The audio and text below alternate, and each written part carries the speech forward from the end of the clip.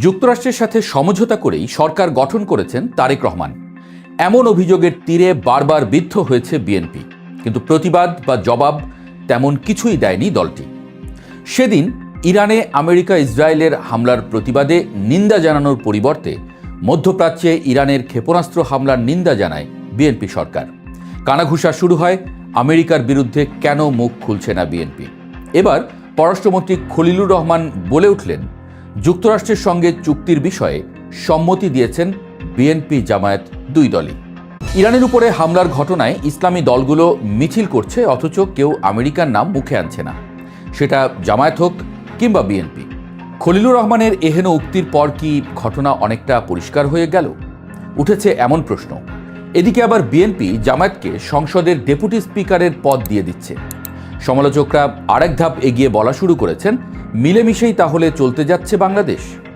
বাংলাদেশের রাজনীতিতে বৈদেশিক শক্তির প্রভাব বা পরাশক্তিগুলোর ভূরাজনৈতিক হিসাব নিকাশ কখনোই নতুন কোনো বিষয় ছিল না। তবে সাম্প্রতিক বছরগুলোতে বিশেষ করে রাজনৈতিক পট পরিবর্তনের এই চূড়ান্ত পর্যায়ে এসে এই সমীকরণ যেন আরও অনেক বেশি দৃশ্যমান এবং জটিল আকার ধারণ করেছে। অতীতের দিকে ফিরে তাকালে আমরা দেখতে পাই, একটি অবাধ, সুষ্ঠু এবং গ্রহণযোগ্যমূলক বা অংশগ্রহণমূলক নির্বাচনের দাবিতে পশ্চিমা বিশ্ব, বিশেষ করে যুক্তরাষ্ট্রের যে সোচ্চার অবস্থান ছিল, তা প্রকারান্তরে তৎকালীন বিরোধী দল বিএনপির রাজনৈতিক আন্দোলনের পালে ব্যাপক হাওয়া জুগিয়েছে। তবে এখন রাজনীতিতে চরম আদর্শবাদের চেয়ে বাস্তববাদ বা রিয়েল পলিটিক যে বেশি কার্যকর, তারেক রহমানের নেতৃত্বাধীন সরকার হয়তো এখন দেশবাসীকে সেটাই প্রমাণ করে দেখাতে চাইছে।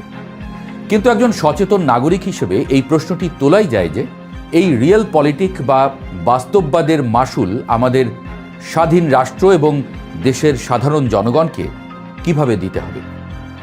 মধ্যপ্রাচ্যের রাজনীতি এবং বিশেষ করে ইরান, ইসরায়েল কিংবা যুক্তরাষ্ট্র ইস্যুতে বাংলাদেশের ইসলামপন্থী দলগুলোর, বিশেষ করে জামায়াত ইসলামের একটি ঐতিহ্যগত কঠোর অবস্থান সবসময়ই ছিল। রাজপথে তাদের উত্তপ্ত স্লোগান, প্ল্যাকার্ড এবং মার্কিন সাম্রাজ্যবাদ বিরোধী জ্বালাময়ী বক্তব্য একটা সময় দেশের নিয়মিত রাজনৈতিক চিত্র ছিল। কিন্তু বর্তমান চিত্র সম্পূর্ণ ভিন্ন এবং বেশ বিস্ময়কর। ইরানের উপর যখন আমেরিকা এবং ইসরায়েলের নজিরবিহীন হামলা হলো, তখন ইসলামী দলগুলো রাজপথে নামলেও তাদের মুখে যুক্তরাষ্ট্রের বিরুদ্ধে কোনো সরাসরি বিষোদ্গার শোনা যায়নি।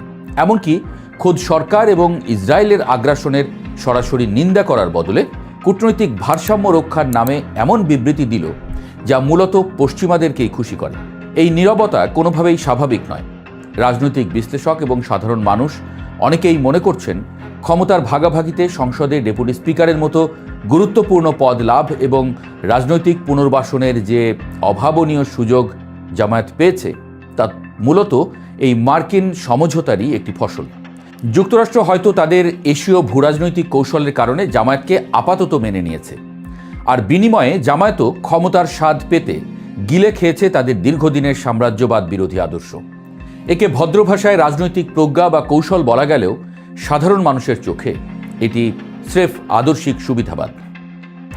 পররাষ্ট্রমন্ত্রী খলিলুর রহমানের সাম্প্রতিক মন্তব্যের পর যুক্তরাষ্ট্রের সাথে বিএনপি জামায়াত জোটের কোনো চুক্তি বা সমঝোতা আছে কিনা তা নিয়ে জনমনে কৌতূহল বহুগুণ বেড়েছে। তাছাড়া আমেরিকার সাথে ইউনূস সরকার যে চুক্তি করে গেছেন, তা নিয়ে সমালোচনার শেষ নেই। প্রায় সবাই বলছেন, একতরফা চুক্তি করে দেশের অশনি ডেকে দিয়ে গেছেন ডক্টর ইউনূস। খলিলুর রহমান এতদিন পর যেন সেই আগুনেই আবার ঘি ঢাললেন। আন্তর্জাতিক সম্পর্কের ক্ষেত্রে আদান প্রদান বা গিভ অ্যান্ড টেক একটি অত্যন্ত স্বাভাবিক এবং স্বীকৃত প্রক্রিয়া। একটি রাষ্ট্র তার জাতীয় স্বার্থেই অন্যান্য পরাশক্তির সঙ্গে চুক্তি করবে, এটাই প্রত্যাশিত। কিন্তু সেই চুক্তির শর্ত যদি দেশের মানুষের আবেগ, স্বাধীন পররাষ্ট্রনীতি এবং সার্বভৌমত্বের মর্যাদাকে বিন্দুমাত্র ক্ষুণ্ণ করে, তবে তা অবশ্যই গঠনমূলক সমালোচনার দাবি রাখে। ইরান ইস্যুতে বিএনপি সরকারের যে বর্তমান অবস্থান, তা কেবল একটি সাধারণ কূটনৈতিক বিবৃতি নয়, এটি একটি সুস্পষ্ট বার্তা যে তারা নিজেদের স্বাধীন চিন্তার চেয়ে পশ্চিমাদের মন রক্ষায় বেশি আগ্রহী। ফিলিস্তিন বা মধ্যপ্রাচ্যের মজলুম মানুষের পক্ষে বাংলাদেশের আপামর জনতার যে ঐতিহাসিক এবং নৈতিক অবস্থান, সেখান থেকে সরে এসে কেবল মার্কিন প্রশাসনকে খুশি করার জন্য নীরবতা পালন করা কোনোভাবেই একটি স্বাধীন ও আত্মমর্যাদাশীল রাষ্ট্রের লক্ষণ হতে পারে না। এটি একটি নবগঠিত সরকারের আত্মবিশ্বাসের অভাবকেই প্রকট করে তোলে। একটি গণতান্ত্রিক সরকারের সবচেয়ে বড় শক্তি হওয়ার কথা দেশের জনগণ, বিদেশি কোনো পরাশক্তি নয়। যখন কোনো সরকার বাইরের শক্তির উপর অতিমাত্রায় নির্ভরশীল হয়ে পড়ে, তখন দেশের অভ্যন্তরীণ নীতি নির্ধারণেও সেই বিদেশি শক্তির ছায়া পড়তে বাধ্য। বিএনপি তাদের দীর্ঘ রাজনৈতিক সংগ্রামে গণতন্ত্র, ভোটাধিকার এবং আইনের শাসনের কথা বারবার বলে এসেছে। দেশের মানুষও তাদের সেই সংগ্রামে সমর্থন জুগিয়েছে একটি ইতিবাচক, স্বাধীন এবং গণতান্ত্রিক পরিবর্তনের আশায়।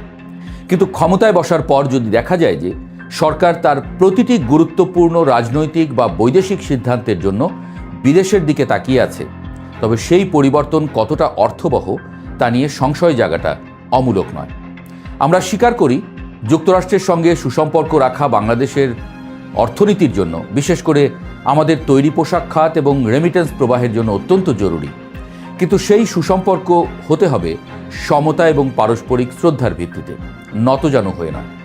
জামায়াত এবং বিএনপি মিলে যে সরকার গঠন করেছে, তাদের এই বিষয়টি অনুধাবন করা উচিত যে সাময়িক রাজনৈতিক সুবিধা বা ক্ষমতার চেয়ার টিকিয়ে রাখার জন্য করা এই ধরনের শর্তযুক্ত বৈদেশিক সমঝোতা দীর্ঘমেয়াদে দেশের জন্য কল্যাণকর হতে পারে না। দেশের অভ্যন্তরীণ রাজনীতি ও বিদেশ নীতিতে পরাশক্তির হস্তক্ষেপকে এতটা স্বাভাবিক করে তোলা হলে তা ভবিষ্যতে বুমেরাং হয়ে ফিরে আসতে বাধ্য। একটি দেশের পররাষ্ট্রনীতি কখনোই কোনো একটি নির্দিষ্ট রাজনৈতিক দলের ব্যক্তিগত বা দলীয় স্বার্থের হাতিয়ার হতে পারে না। যুক্তরাষ্ট্র বাংলাদেশের অন্যতম বৃহৎ উন্নয়ন অংশীদার এবং তাদের সাথে কাজের পরিধি বাড়ানোর যৌক্তিকতা রয়েছে। চুক্তির মাধ্যমে দেশের অবকাঠামোগত উন্নয়ন বা প্রাতিষ্ঠানিক সক্ষমতা বাড়লে তাতে সাধুবাদ জানানোর সুযোগ আছে। তবে চুক্তির আড়ালে যদি কৌশলগত এমন কোনো ফাঁদ থাকে যা আমাদের আঞ্চলিক প্রতিবেশীদের সাথে অহেতুক বৈরিতার সৃষ্টি করে কিংবা দেশের সম্পদের উপরে আমাদের নিজস্ব অধিকার ক্ষুণ্ণ করে, তবে তা হবে চরম হতাশাজনক। রাজনীতিতে শেষ বলে কিছু নেই এবং চিরস্থায়ী শত্রু বা মিত্র বলেও কিছু হয় না। বিএনপি জামায়াত জোট এবং যুক্তরাষ্ট্রের বর্তমান সম্পর্কের রসায়ন এই প্রবাদেরই একটি জ্বলন্ত উদাহরণ। একসময় যে দলগুলোকে যুক্তরাষ্ট্র চরমপন্থার আশঙ্কায় সন্দেহের চোখে দেখত, আজ ভূরাজনৈতিক স্বার্থের খেলায় তারাই হয়তো মিত্র। কিন্তু সরকারের নীতি নির্ধারকদের মনে রাখা প্রয়োজন, শুধু কূটনৈতিক সমঝোতা আর বিদেশি শক্তির আশীর্বাদ দিয়ে একটি স্বাধীন দেশের সাধারণ মানুষের মন চিরকাল জয় করা যায় না। চুক্তির শর্তগুলো যদি সত্যিই দেশের অর্থনীতি বা ভূকৌশলগত নিরাপত্তার জন্য হুমকি স্বরূপ হয়, তবে এই ক্ষণস্থায়ী ক্ষমতার স্বাদ অচিরেই তিক্ততায় পরিণত হবে। আমরা গভীরভাবে চাই বাংলাদেশ বিশ্বের সকল পরাশক্তির সাথে চমৎকার ও বন্ধুত্বপূর্ণ সম্পর্ক বজায় রাখুক, তবে তা যেন অবশ্যই দেশের আত্মমর্যাদা এবং জাতীয় স্বার্থকে বিকিয়ে দিয়ে না হয়। তা না হলে ইতিহাসের পাতায় এই আপোষ কেবলই ক্ষমতার লোভ হিসেবেই দেখা থাকবে। এমনটা না হোক, এটাই প্রেসের চাওয়া।